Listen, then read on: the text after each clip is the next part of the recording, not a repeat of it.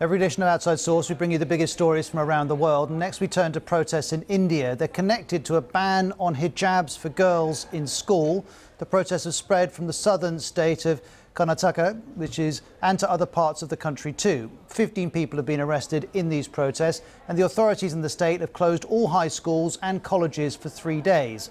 This video went viral on Tuesday. It shows one Muslim student defying the ban by arriving for school in a hijab, with a crowd taunting her.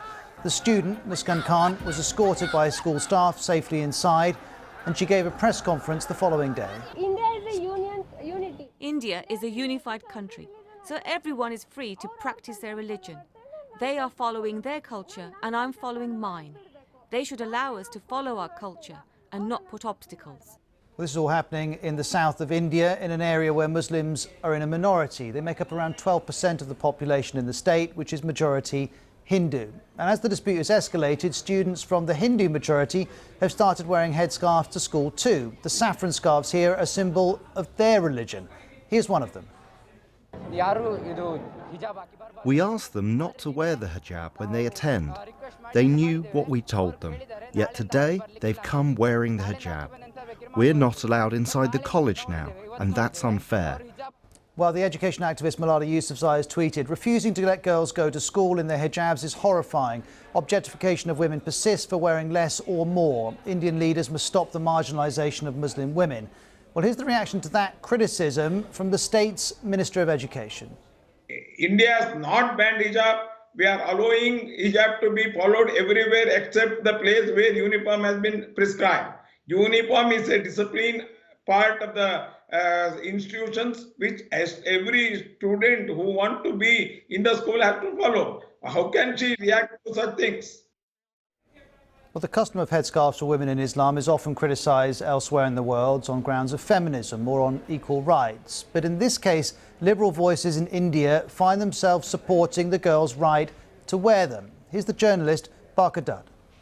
If you ask me as a feminist, am I comfortable with any religious practice that is specific to women and not to men? I would say I'm not.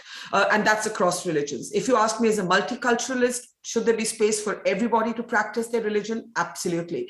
And finally, if you ask me as someone who cares very much about getting more and more girls enrolled in school, I think that's where I draw that line. And so I think you're seeing, for once, actually a healthy democratic debate around this. You can't actually say that there isn't a democratic debate around it. The matter is before the court. The court has referred it to a larger bench, and I think the courts will have to decide whether the hijab in fact constitutes essential practice when it comes to Islam. Muslims I've been speaking to are divided, but nobody, at least among those that I believe in and respect, believes that girls should be denied an education on the basis of this, and it's absolutely shocking and appalling that that has happened.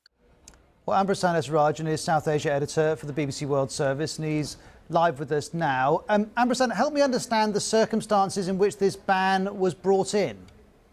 Well, these Muslim women students in Karnataka state, they say that it has been going on for the past few weeks.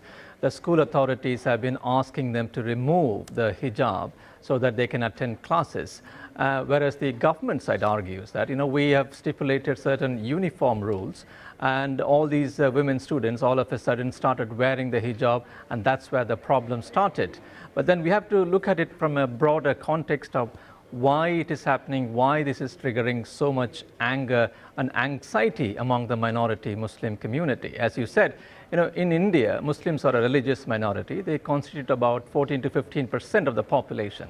But what has been happening in India over the past few years, especially about the way the government has brought in certain laws, for example, anti-conversion laws, and some Muslims have been beaten for transporting cattle because the Hindus consider cattle as sacred, and interfaith couples like Muslim and Hindu couples have been attacked and they've been looked at with suspicion. So this is all putting a strain on the Muslim community, and they are worried about whether there is anything more to a normal uniform rule code what the government says it wants to enforce. And Ambrasan, I've seen claims that right-wing groups in India have involved themselves in this, trying to inflame nationalist sentiment. Is there any basis for those claims?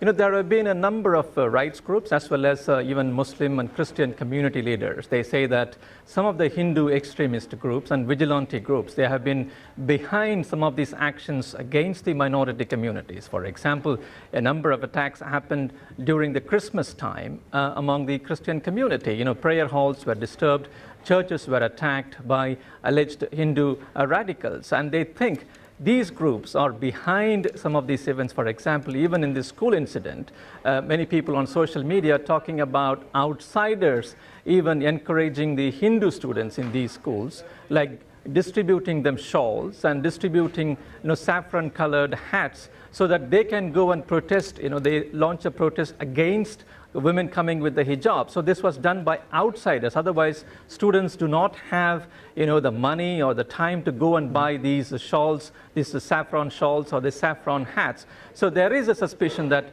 groups from outside, some of these Hindu vigilante groups might be behind, and that is what many political thinkers, they warn, that if this hate speech or even actions against the minority communities are not condemned now, that can lead to further violence, and where the hate speech becomes the mainstream.